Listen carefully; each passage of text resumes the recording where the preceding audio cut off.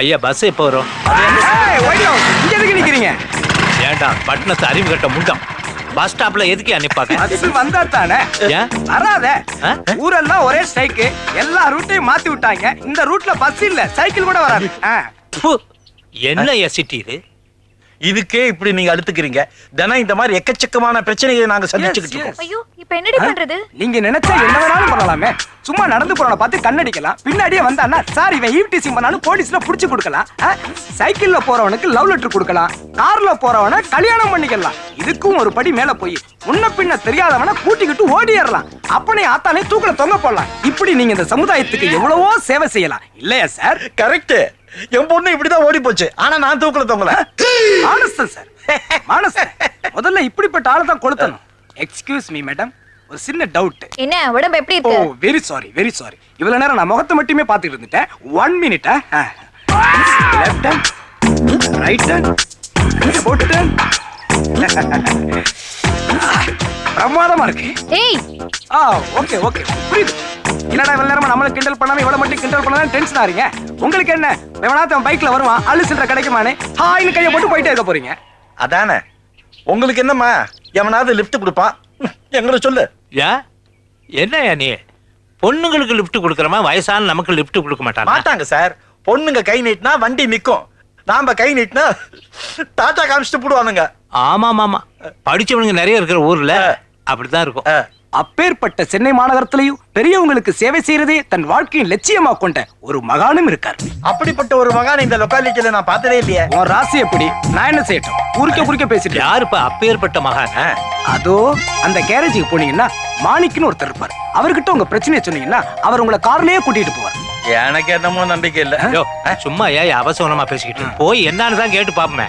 Sir நாங்களும் வரோம் sir. நீங்களும் வாங்கம்மா.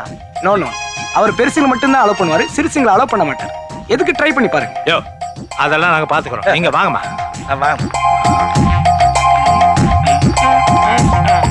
Okay okay. அரை மணி நேரமா நட்டையா கழட்டிக்கிட்டு இருப்பேன். பாசண்ணா, ஏற்கனவே உங்க அமர்களை தாங்க முடியாது. நீ ஓனர் ஊருக்கு வர போறாரு, என்ன பண்ண போறீங்களோ? சரியா தாடா சொன்ன கருப்பட்டி. நான் அமெரிக்காவில் புஷ்கம்பெனில வேலை செய்யும் பொழுது ஜார்ஜ் புஷ்ஷே அப்பாயின்மெண்ட் வாங்க அரை மணி நேரமா காத்துக்கு நிப்பான். என் லைஃப் செய்யல வேறடா. வேலையை பாருங்க. மச்சானே வடை சாப்பிடுறீங்களா? பாரு, நான்லாம் அமெரிக்காவில் பிரேக்ஃபாஸ்ட் என்ன சாப்பிடுவோம் தெரியுமா?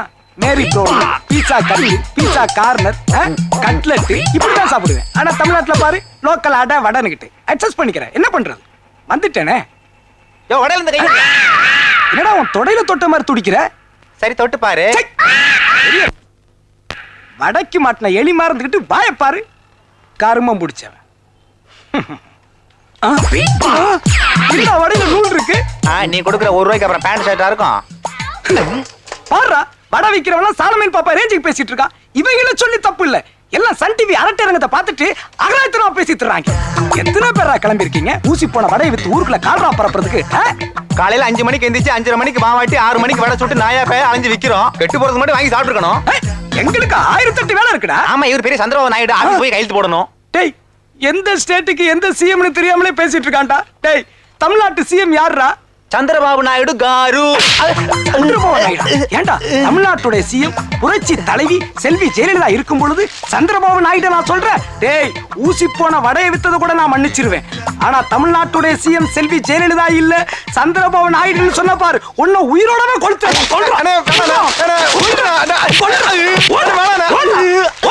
அப்படியே ஆந்திரா கோடி காலங்காத்தால வந்து டென்ஷன் பண்றாங்க. வேலையை பாருங்கடா. வடை விக்கிறாங்களாம், வடை.